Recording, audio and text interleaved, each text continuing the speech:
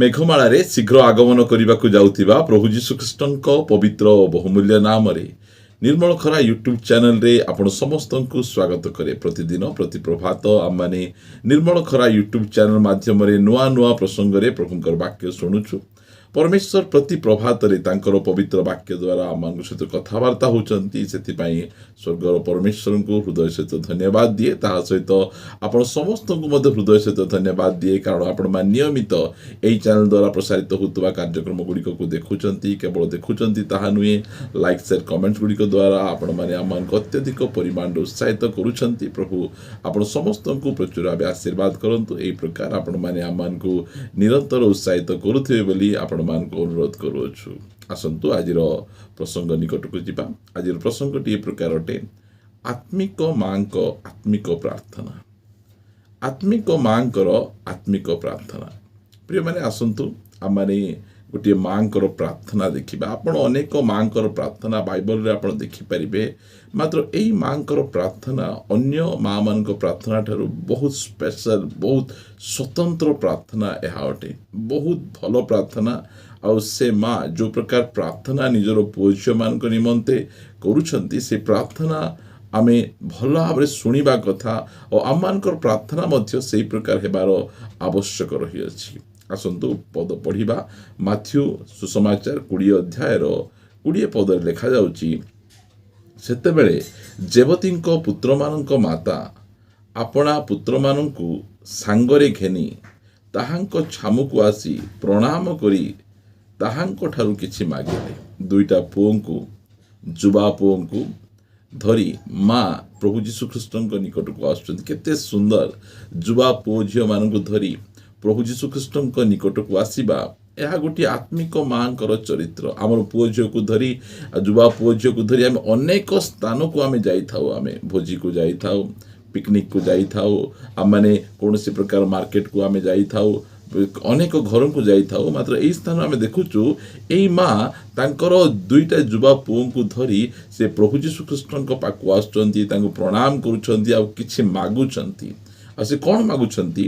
ସେଥିରେ ସେ ତାହାଙ୍କୁ ପଚାରିଲେ, ଯୀଶୁ ତାଙ୍କୁ ପଚାରିଲେ, ତୁମେ କ'ଣ ଇଚ୍ଛା କରୁଛ? ଗୋଟେ ମା ଯେତେବେଳେ ପ୍ରାର୍ଥନା କରୁଛନ୍ତି, ପ୍ରଭୁ ମୋତେ ଏଇଟା ଦରକାର, ସେହି ସମୟରେ ପଚାରୁଛନ୍ତି ତୁମେ କ'ଣ ଚାହୁଁଛ, ତୁମକୁ କ'ଣ ଦରକାର? ସେତେବେଳେ ସେ କହୁଛନ୍ତି, ସେ ତାହାଙ୍କୁ କହିଲେ, ଆପଣଙ୍କ ରାଜ୍ୟରେ ଯେପରି ମୋହର ଏହି ଦୁଇ ପୁତ୍ରଙ୍କ ମଧ୍ୟରୁ ଜଣେ ଆପଣଙ୍କ ଦକ୍ଷିଣ ପାର୍ଶ୍ୱରେ ଓ ଅନ୍ୟ ଜଣେ ଆପଣଙ୍କ ବାମ ପାର୍ଶ୍ୱରେ ବସନ୍ତି, ଏହା ଆଜ୍ଞା କରନ୍ତୁ। କି ସୁନ୍ଦର ପ୍ରାର୍ଥନା! ଗୋଟେ ମାଙ୍କର ପ୍ରାର୍ଥନା କ'ଣ? ପ୍ରଭୁ ଯୀଶୁଖ୍ରୀଷ୍ଟ ଯେଉଁ ସମୟରେ ସେ ଗୌରବମୟ ସିଂହାସନରେ ବସିବେ, ସେହି ସମୟରେ ଜଣେ ପୁଅ ତାଙ୍କର ବାଁରେ ଆଉ ଜଣେ ପୁଅ ତାଙ୍କର ଡାହାଣରେ, ବୋଲେ ସ୍ୱର୍ଗ ରାଜ୍ୟରେ ସର୍ବୋଚ୍ଚ ସ୍ଥାନ ସେ ପ୍ରାର୍ଥନା କରୁଛନ୍ତି। ସ୍ୱର୍ଗ ରାଜ୍ୟରେ ସବୁଠୁ ଉଚ୍ଚ ସ୍ଥାନରେ କିଏ ବସୁଛନ୍ତି? ପ୍ରଭୁ ଯୀଶୁଖ୍ରୀଷ୍ଟ ବସୁଛନ୍ତି। ଆଉ ଏ ମାଙ୍କର ମଧ୍ୟ ଇଚ୍ଛା ଏହା ଯେ ମୋର ପୁଅ, ମୋର ଝିଅ ଯେ ସ୍ୱର୍ଗ ରାଜ୍ୟରେ ସବୁଠାରୁ ଟପ୍ ଲେଭେଲରେ ବସନ୍ତୁ, ସବୁଠାରୁ ଉପରେ ବସନ୍ତୁ। କେତେ ସୁନ୍ଦର ପ୍ରାର୍ଥନା! ପ୍ରିୟମାନେ, ଏହି ପୃଥିବୀରେ ଆମର ପୁଅ ଝିଅମାନଙ୍କୁ ଆମମାନେ ଟପ୍ ଲେଭେଲରେ ଦେଖିବା ପାଇଁ ଆମମାନେ ଅନେକ ଟଙ୍କା ପଇସା ଖର୍ଚ୍ଚ କରୁଛୁ, ପାଠ ପଢ଼ଉଛୁ, ପରିଶ୍ରମ କରୁଛୁ, ଯେ ପ୍ରକାର କି ଏହି ପୃଥିବୀରେ ସେମାନେ ଟପ୍ ଲେଭେଲରେ ରହିବେ, ଭଲ ବିଜନେସ୍ କରିବେ, ଭଲ ଜବ୍ କରିବେ, ସେମାନଙ୍କ ନାମ, ସେମାନଙ୍କର ପଦବୀ ଗୁଡ଼ିକ ଉଚ୍ଚ ରହିବ, ଯାହାଦ୍ୱାରା କି ମା ବାପା ଗର୍ବ ଅନୁଭବ କରିବେ। ଏହି ପ୍ରକାର ଭାବେ ଆମେ ଅନେକ ପ୍ରାର୍ଥନା ଆମେ କରୁଛୁ। ଆଉ ଏହି ପ୍ରକାର ପ୍ରାର୍ଥନା କରିବା ଆବଶ୍ୟକ ରହିଛି। ଆମମାନଙ୍କର ପୁଅ ଝିଅମାନେ ମଧ୍ୟ ଏହି ପୃଥିବୀରେ ସେମାନେ ଉଚ୍ଚ ସ୍ଥାନରେ ରୁହନ୍ତୁ, ଭଲ ଚାକିରି କରନ୍ତୁ, ବିଜନେସ୍ କରନ୍ତୁ, ଏହା ନିହାତି ଆବଶ୍ୟକ ରହିଛି। ମା ବାପା ମାନେ ଏହି ପ୍ରକାର ପ୍ରାର୍ଥନା ମଧ୍ୟ କରିବାର ଆବଶ୍ୟକ ରହିଛି। ମାତ୍ର ଏଠି ଜେବତୀଙ୍କ ପୁତ୍ର, ତାଙ୍କର ମା ଯେଉଁ ପ୍ରକାର ପ୍ରାର୍ଥନା କରୁଛନ୍ତି, କ'ଣ ପ୍ରାର୍ଥନା କରୁଛନ୍ତି? ପ୍ରଭୁ, ସ୍ୱର୍ଗ ରାଜ୍ୟରେ ମୋର ଦୁଇ ଜଣ ପୁଅଙ୍କୁ, ଜଣକୁ ବାଁରେ ଜଣକୁ ଡାହାଣରେ, ସେ କହିନାହାନ୍ତି ଯେ ଜହନଙ୍କୁ ଡାହାଣରେ ଆଉ ଜାକୁବକୁ ବାଁରେ, ଏହି ପ୍ରକାର କହିନାହାନ୍ତି। ତେଣୁ ମାଙ୍କ ପାଇଁ କୌଣସି ପ୍ରକାର ପୁଅ ଝିଅମାନଙ୍କର ଭେଦଭାବ ନାହିଁ। ଗୋଟେ ମା, ଗୋଟେ ପୁଅ, ଗୋଟେ ଝିଅକୁ ସେ ସମାନ ଭାବରେ ସେ ପ୍ରେମ କରନ୍ତି। ଆଉ ସେ ତାଙ୍କର ଦୁଇଟା ପୁଅ ଅଛନ୍ତି, ଦୁଇଟା ପୁଅ ପାଇଁ ଏତେ ସୁନ୍ଦର ପ୍ରାର୍ଥନା କରୁଛନ୍ତି। ପ୍ରିୟମାନେ, ଏହି ପ୍ରାର୍ଥନା ଆମେ गोटे आत्मिक माँकर गोटे आत्मिक प्रार्थना जे मोर पुओ केवल ये पृथ्वी रे ही बड़ लोक हेउ ताहा नुहे स्वर्गरे मध्य उच्चरे रहु। आज अनेक अछंती केवल ये पृथ्वी रे बड़ लोक हेबा पई ही सेमानकर सबु क्रियाकर्म गुड़िक चली सेमानकु बारंबार बारंबार बारंबार मन पकाउथिबे होमवर्क करिबार छी, ट्यूशन जिबार छी, स्कूल जिबार अछि, सेमानकु स्कूल को सकाळे उठे पठेबे, सेमानकु ट्यूशन को पठेबे, नेइकिना छाडुथिबे आणुथिबे, एते सब परिश्रम करुथिबे, मात्र संडे स्कूल को पठेबे नहीं, यूथ मीटिंग को पठेबे नहीं। संडे स्कूल मिस ही जाऊ, यूथ मीटिंग मिस ही जाऊ, चर्च अन्य एक्टिविटी मिस ही जाऊ, मात्र सेमानको ट्यूशन, सेमानको स्कूल, सेमानको एक्स्ट्रा क्लास ए सब गुड़िक चली थाऊ। ए सब को बंद करंतु आमे कहू ना आमे प्रिय माने आमानकर एही पृथ्वी पृष्ठ रे आमे आमानको परमेश्वर को उच्च रखिबार अछि, आमे परमेश्वर को प्रथम रखिबार अछि। ए माँ आत्मिक माँ निजर दुईटा पुओं को धरी से प्रभु यीशु ख्रीष्ट निकट को जाउछंती आ कहउछंती जे प्रभु मोर दुई पुओं को स्वर्ग राज्य उच्च स्थान रे दियंतु, जन को डाहाण रे बसांतु, जन को बाँ रे बसांतु, एई प्रकार प्रार्थना करूछंती। प्रिय माने प्रभु यीशु ख्रीष्ट ए पृथ्वी पृष्ठ रे जो समय रहिले से सबुठारु निजको नम्र कले। सेथिपाई बाइबल रे लिखा जाए, आमे फिलिपिय पुस्तक आमे पढ़ुचु 2 अध्याय, फिलिपिय पुस्तक 2 अध्याय लिखा जाए 9 पदरु, एही कारणरु ईश्वर ताहांकु अतिशय उन्नत करियछंती, पुणी समस्त नाम अपेक्षा सर्वोत्कृष्ट नाम ताहांकु प्रदान करियछंती, जेपरि स्वर्ग मर्त्य पाताल रे थिबा प्रत्येक जानू यीशुଙ୍କ नाम रे नत हेबो। यीशु ख्रीष्टଙ୍କୁ एते ऊपर को एते उच्च को काहे कि निया गला? ईश्वरंकर पुत्र बोली नहीं, से आपना को नम्र कले, से आपना को नत कले, आपना को नत कले। जो समय रे प्रभु यीशु ख्रीष्ट नम्र हेई निजको नत कले, से ईश्वर हेले हैं, से मनुष्य हेले, मनुष्य परे दास हेले, दास परे शून्य हेले, से निजको संपूर्ण भाव खाली कर देले। से एही कारणरू परमेश्वर तांको अतिशय उन्नत करी ऊपर को नेले।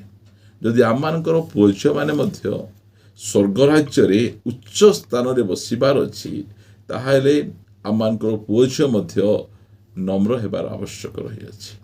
जो माने नम्र हेबे से माने स्वर्ग राज्य रे उच्च स्थान रे बसिबे। प्रिय माने एटा गोटे मांकर प्रार्थना, प्रभु मोर पुओ झियो को केवल ये पृथ्वी पृष्ठ रे ही उच्च स्थान रख, भल चाकरी दियो, घर दियो, गाड़ी दियो, भल पुओ झियो दियो, एटा केवल नुहे स्वर्ग राज्य रे मध्य से माने जे प्रकार बहुत उच्च स्थान रहिबे, आमे एई विषय रे आम चिंता करिबार अछि। कारण आमाने एही पृथ्वी पृष्ठ रे 60 70 वर्ष सकाशु 80 वर्ष अल्प मात्र अनंत काल आमे कोठी रहिबा, आमे सेटा हला इम्पोर्टेंट विषय।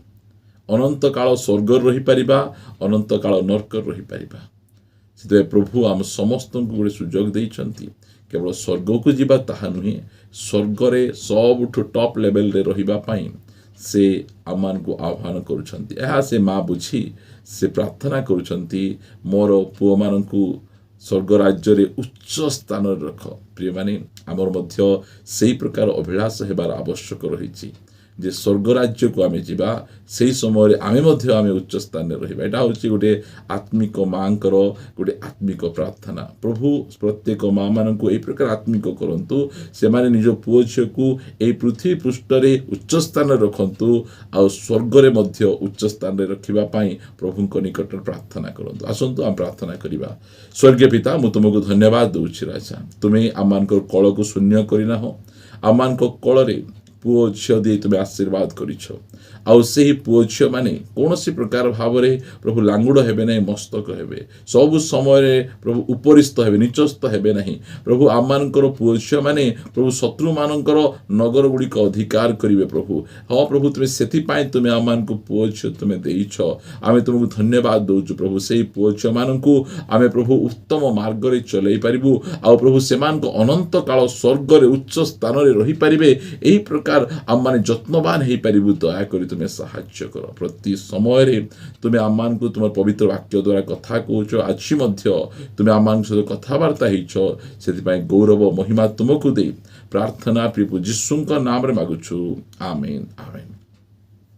समस्त को नमस्कार, प्रेज द लॉर्ड। प्रभु आपण समस्त को प्रचुर भाव आशीर्वाद करंतु। प्रभु अनुग्रह कले आसंता अध्याय रे गोटे नुआ प्रसंग रे परस्पर सहित साक्षात करिबा रहिबा। नमस्कार, praise the Lord, God bless you.